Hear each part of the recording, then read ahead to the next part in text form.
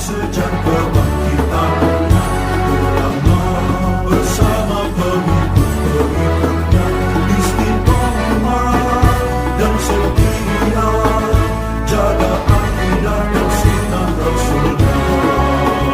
Alhamdulillah segala puji baginya ulama bersama pengikut-pengikutnya istiqomah dan setia menjaga agama nusa dan bangsa. Mari kuatkan niat kita, kita bulatkan tekad kita, terus lanjutkan amal kita, mengembangkan hikmah kita. Al-Fatihah. A'udzubillahi minasyaitonir rajim. Bismillah.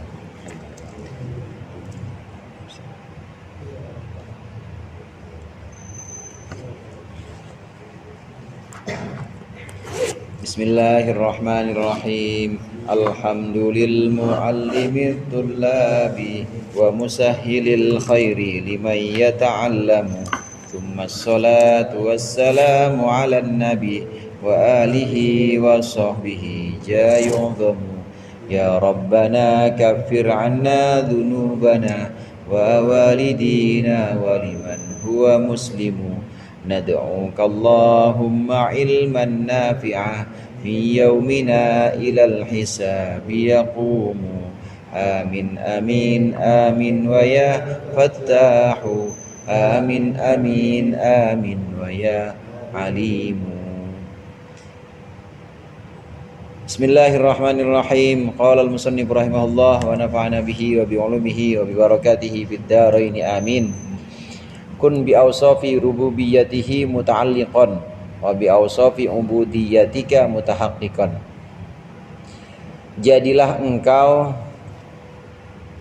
dengan sifat-sifat ketuhanan Allah bergantung. Jadilah engkau orang yang bergantung, orang yang bersandar kepada sifat-sifat ketuhanan Allah. Wa bi awsafi ubudiyyatika mutahaqqiqan. Dan jadilah engkau sebagai orang yang mewujudkan sifat-sifat kehambaanmu. Ada dua poin di sini. Yang pertama yaitu sifat ketuhanan atau rububiyah. Sifat rububiyah ini adalah seluruh sifat-sifat kesempurnaan yang hanya milik Allah saja, seperti maha besar, maha agung, maha mulia, maha tinggi. Itu sifat-sifat rububiyah. Terhadap sifat rububiyah ini hendaklah kita selalu bergantung. Kalau kita bergantung kepada sifat rububiyah, itu berarti kita mensifati diri kita sebagai sifat ubudiyah atau sebagai hamba. Contoh begini, kita bergantung kepada sifat maha tingginya Allah, maka kita mewujudkan sifat ubudiyah kita, yaitu maha rendah. Kita bergantung kepada sifat rububiyah, sifat ketuhanan Allah maha besar, maka kita kecil. Kita bergantung kepada sifat rububiyah Allah mulia, maka kita hina.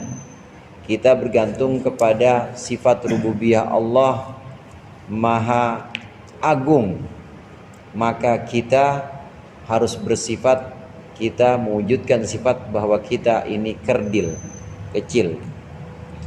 Kita bergantung kepada sifat rububiyah Allah yang maha alim, maha memiliki ilmu, maka kita mewujudkan sifat kita, sifat hamba, yaitu kita bodoh, nggak bisa apa-apa. Emang ngaji ke sono kemari punya siapa ilmunya? Bukan punya siapa-siapa, punya Allah. Emang bisa sholat lima kali dalam sehari, itu emang kemampuannya siapa?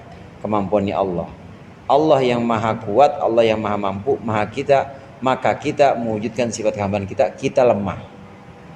Kalau Allah maha kuat, maka bergantunglah kita kepada sifat maha kuat itu. Artinya saat bergantung maka kita maha lemah. Di sini sifat ubudiyah dengan sifat rububiyah ini adalah dua sifat yang otomatis. Kalau kita mewujudkan, kalau kita bergantung kepada sifat ketuhanan, pasti kita bersifat dengan sifat kehambaan. Tidak mungkin tidak, pasti seperti itu. Kalau kita benar-benar bersandar, kalau kita benar-benar bergantung kepada sifat maha alimnya Allah, maka pasti kita bersifat bodoh. Artinya saya nggak bisa apa-apa. Saya nggak bisa apa-apa, cuma Allah yang memberikan ilmu kepada saya. Subhanaka la ilma lana illa ma 'allamtana. Saya nggak bisa apa-apa, Engkau ya Allah, saya bergantung kepada sifat maha ilmunya, Engkau maha mengetahui, maka saya bodoh sama sekali. Dan semua. Maka dua ini pasti berjalan seiring. Kalau orang bergantung kepada sifat ketuhanan, itu pasti langsung orang tersebut langsung mewujudkan sifat kehambaannya. At-ta'alluqu bi awsafir rububiyyati an tashhada wujudaka wa lawazima wujudika la syai'a min jami'i dzalika laka wala minka wa innama hiya iwarun indaka. Yang dimaksud dengan bergantung kepada sifat-sifat rububiyah, bergantung kepada sifat ketuhanan, itu engkau melihat wujudmu dan melihat keniscayaan atau kelaziman wujudmu itu bukan apa-apa. Semuanya bukan milikmu dan bukan darimu. Semuanya hanya pinjaman di sisimu. Kita melihat yang dimaksud kita bergantung kepada sifat ketuhanannya Allah, ini kita melihat bahwa wujudnya kita dan seluruh yang mendukung wujud kita, adanya kita dan seluruh yang mendukung adanya kita, seperti mampu berdiri, bisa memahami, bisa berjalan, itu semua lawazim, kelaziman atau sesuatu yang sifatnya itu menyertai wujud kita. Itu sebenarnya bukan apa-apa, bukan dari kita, bukan punya kita, pinjaman dari Allah. Itu adalah pinjaman dari Allah. Yang dimaksud dengan bergantung sifat rububiyah, ini kita harus selalu yakin dan harus selalu kita tanamkan bahwa wujudnya kita dan seluruh yang menyertai wujud kita, pinternya kita, rajinnya kita, itu semua pinjaman dari Allah. Allah yang minjemin dan kita nggak bisa apa-apa kalau tidak Allah pinjamkan itu. Fala tara wujudaka illa biwujudihi, maka engkau tidak akan melihat wujudmu kecuali dengan wujudnya Allah. Wala baqa'aka bi baqaihi, dan engkau tidak akan melihat kekalmu kecuali dengan kekalnya Allah. Wala izzataka illa bi izzatihi, dan engkau tidak akan melihat kemuliaanmu kecuali dengan kemuliaan Allah. Wala qudrataka illa bi qudratihi, dan engkau tidak akan melihat kemampuanmu kecuali dengan kemampuan Allah atau kekuasaan Allah. Wala ginaka illa bi ginahu, engkau tidak akan melihat kekayaanmu kecuali dengan kekayaan Allah.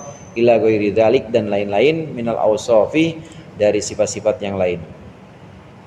Wala yatimmu laka dzalika illa bi an tatahaqqaqa bi awsafi ubudiyatika, dan itu tidak akan sempurna dari dirimu kecuali engkau mewujudkan, engkau merealisasikan sifat-sifat kehambaan, min adamika wa fakrika, yaitu ketiadaanmu, kefakiranmu, ketiadaanmu dan kefakiranmu, wa dzalika wa dhullika wa ajzika, dan kerendahanmu dan juga kelemahanmu. Wa ta'alluqu wa tahaqququl madhkur wal madhkurani mutalazimani. Ta'alluq dan tahaqquk, bergantung dan juga merealisasikan, itu mutalazimani, adalah dua kelaziman, dua yang berjalan seiring. Bal huma syai'un wahid, bahkan dia adalah sesuatu yang satu. La ta'adduda fihima, yang tidak ada lawan atau yang tidak ada bandingan di dalam keduanya, alat tahqiqi, dalam kenyataannya. Sifat rububiyah itu kelazimannya artinya ta'alluq, bergantung kepada sifat kemahaan Allah, bergantung kepada sifat ketuhanan Allah. Ini pasti langsung atau pasti mewujudkan sifat kehambaan kita. Gak mungkin kita bergantung kepada sifat rububiyah, sifat ketuhanan, kecuali dengan mewujudkan kehambaan kita. Gak mungkin kita menetapkan atau gak mungkin kita bergantung atau menetapkan bahwa Allah itu maha besar kecuali dengan mengecilkan diri kita. Gak mungkin kita menetapkan dan meyakini bahwa Allah maha alim kecuali meyakini bahwa kita bodoh, dan begitu seterusnya, sifat-sifat yang lain. Untuk menyatakan, untuk bisa bergantung kepada sifat-sifat ketuhanan, maka kita harus mewujudkan sifat-sifat kehambaan kita. Ini adalah dua yang sifatnya lazim atau sifatnya ini berbarengan terus, nggak mungkin tidak. Sifatnya pasti berbarengan. Kelaziman itu seperti dua hal yang sebenarnya satu dan tidak akan terpisah. Contoh dari kelaziman yang diantaranya sesuatu yang sifatnya mulazamah, naik ke atas itu lazim pasti. Nggak ada naik ke bawah, nggak ada. Turun kemana? Turun dan ke bawah itu kelaziman. Nggak mungkin turun ke atas, itu kelaziman.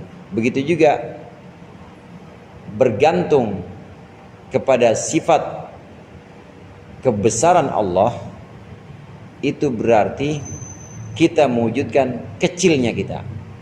Bergantung kepada sifat maha taunya Allah, itu berarti kita mewujudkan sifat bodohnya kita. Kita nggak tahu apa-apa. Bergantung kepada sifat maha kuatnya Allah, itu berarti kita mewujudkan sifat bahwa kita sangat lemah. Harus seperti itu. Karena kalau tidak, kalau setengah-setengah maka nggak akan jadi. Kalau setengah-setengah pasti tidak akan jadi. Orang ingin bergantung kepada sifat maha besarnya Allah, tapi setengah-setengah. Dia sifat kecilnya dia setengah-setengah, nggak dihabisin betul-betul, maka tidak akan sempurna kebesaran Allah. Dengan kata lain, di sini dia tidak bergantung benar-benar kepada kebesaran Allah. Jadi bagaimana dia nanti akan merasa besar sendiri? Ya bolehlah Allah maha besar dan makhluk yang lain kecil, tapi saya ada di tengah-tengah. Saya ya rada besar dikit lah dibanding makhluk yang lain. Karena dia sudah merasa bahwa dia itu lebih bisa bergantung. Kalau sudah merasa lebih bisa bergantung, lebih bisa merasa bodoh, lebih bisa merasa tawadu, lebih bisa merasa pokoknya lebih, meskipun itu sifat kehambaan. Saya mah lebih ini, lebih tawadu, saya mah lebih rendah, saya mah paling bisa mewujudkan sifat fakir, butuh pada Allah. Kalau udah merasa paling, maka dia setengah-setengah, nggak total tuh tadi. Kalau setengah-setengah berarti dia bergantungnya kepada sifat rububiyah, itu juga tidak total, setengah-setengah. Nah, dua ini harus total. Kalau kita bergantung kepada sifat rububiyah, pasti kita harus mewujudkan sifat ubudiyah, sifat kehambaan. Seorang raja, ada hamba, ada raja, atau ada budak, ya budak dengan ada raja.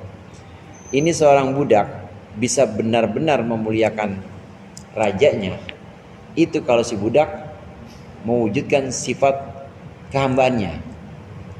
Kalau dia setengah-setengah, iya engkau si rajaku, wahai raja, engkau memang rajaku, tapi ya sekali-kali saya duduk sejajar atau paling enggak dekat ngopi-ngopi bareng sama engkau. Nah, berarti di sini dia tidak bergantung kepada sifat kebesaran raja ini, setengah-setengah, karena dia masih pengen ada bagian dianggap sama raja. Kalau masih setengah-setengah, berarti belum bergantung sepenuhnya kepada sifat rububiyah.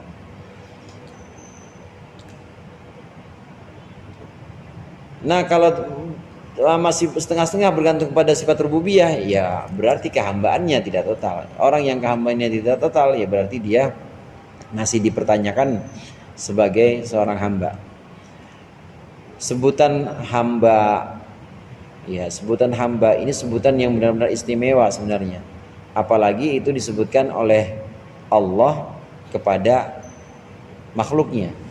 Kalau sudah disebutkan, yang menyebutkan Allah kepada makhluknya, maka itu benar-benar berarti makhluk itu adalah hamba yang sesungguhnya. Saat Allah menyebutkan subhanalladzi asra bi 'abdihi Maha suci zat yang memperjalankan malam hambanya. Allah udah ngakuin Nabi Muhammad sebagai hamba. Itu berarti Nabi Muhammad sudah benar-benar pol-polan dah, rendah, udah benar-benar mewujudkan kerendahannya sehingga Nabi Muhammad benar-benar bisa bergantung kepada ketinggian Allah. Nabi Muhammad udah pol-polan benar. Nabi Muhammad sudah pol-polan benar mewujudkan sifat kehambaannya yaitu bodoh, maka Nabi Muhammad sudah bergantung kepada kemaha-aliman Allah atau maha taunya Allah. Nabi Muhammad sudah sempurna, sudah pol-polan benar itu mewujudkan sifat hinanya sebagai hamba, maka berarti Nabi Muhammad sudah sempurna bergantung kepada sifat mulianya Allah. Nah, kalau belum pol, masih setengah-setengah, berarti belum bisa bergantung sepenuhnya. Kalau belum bergantung saudara, kalau belum bergantung, belum menggantungkan semuanya kepada Allah, nanti Allah juga akan setengah-setengah. Maksudnya setengah-setengah begini. Oke, engkau tidak bergantung kepada sifat maha mampuku. Jadi engkau juga agak mampu ya. Jadi engkau ya ada sedikit kemampuan. Oke, kalau gitu dah silakan jalan. Dan saya tidak urusin. Saya nggak mau handle dan saya nggak mau menangani urusan-urusan, silakan. Karena engkau sudah merasa bisa. Engkau sudah merasa ada bagian dari kemampuanmu, silakan. Jalan sendiri. Nggak bakal bisa jadi wali yang begitu. Karena masih ada bagian dirinya yang ingin diwujudkan. Selain bergantung kepada kemahakuasaan Allah, dia masih merasa bahwa saya juga kuasa kok, saya juga bisa untuk ngatur ini. Kalau udah seperti itu, maka Allah nggak akan ambil alih. Artinya dibiarin, ya udah silakan jalan sendiri. Beda sama yang sudah benar-benar bergantung kepada sifat ketuhanan, maka mewujudkan sifat kehambaan orang itu, mewujudkan sifat kerendahannya. Maka kalau udah seperti ini, udah pol-polan rendahnya, pol-polan bodohnya, udah pol-polan hinanya, Allah yang ambil alih. Allah yang akan bikin alim, Allah yang akan bikin jadi mulia, Allah yang akan bikin jadi kuat. Jadi langsung diambil alih. Wallahu yatawallas sholihin. Allah yang akan mengambil alih orang-orang soleh atau menjadikan wali orang-orang soleh. Artinya semuanya Allah yang ambil alih urusan dia. Nggak khawatir kalau sudah seperti itu. Karena udah pol-polan mewujudkan kehambaannya dia.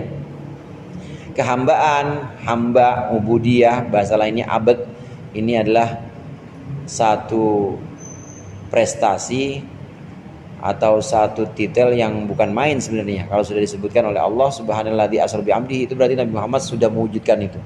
Nabi Muhammad sudah mewujudkan pol-polan kehambaannya, kerendahannya. Itu berarti juga Nabi Muhammad sudah bergantung kepada kemahatinggian Allah. Karena Allah udah ngakuin itu hambaku. Nabi-nabi disebutkan hambanya. Nabi-nabi yang lain disebutkan dalam Al-Quran bahwa dia adalah hambaku. Innahu kana abdan syakura. Allah memuji Nabi Sulaiman, bahwa Nabi Sulaiman adalah hamba yang bersyukur. Abdan syakura, disebutkan hamba. Udah Allah yang nyebut, berarti Nabi Sulaiman sudah pol-polan mewujudkan kehambaannya, kehinannya. Berarti juga sudah bergantung betul kepada kemuliaan Allah. Sudah benar-benar bergantung. Yang nyebut, yang memuji udah langsung Allah. Nah, kalau kita cuma ngaku-ngaku doang, ya Allah aku hambamu, ya Allah aku sahayamu, aku benar, cuma ngaku-ngaku doang, tapi masih merasa, tapi saya rada bisa sih Allah. Nah, Allah lepas tangan. Ya udah, kalau rada bisa jalan sendiri ya. Silakan jalan sendiri. Karena udah nggak pol-polan, dari awal nggak pol-polan, maka dari awal dia tidak total mewujudkan kehinaan, maka dia tidak total mewujudkan kemuliaan Allah. Harus total.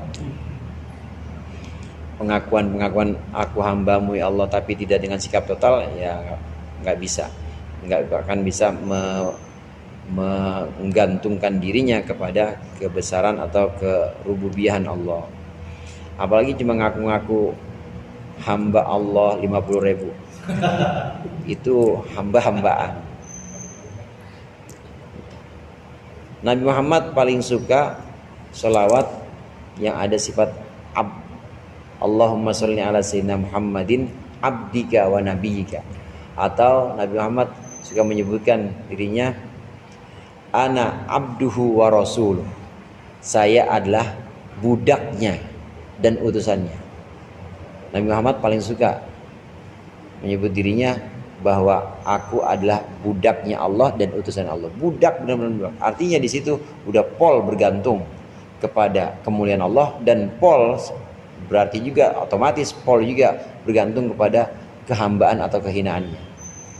Nah, kita dilatih dengan cara ini. Kemarin dilatih supaya kita jangan ngaku-ngaku ibadah-ibadah bukan punya kita. Jangan ngaku-ngaku itu punya Allah. Meskipun nanti kita udah menyerahkan itu punya Allah, Allah akan balik. Meskipun begitu tetap aku akan balas engkau, tetap aku akan kasih pahala engkau. Pokoknya jangan ngaku-ngaku.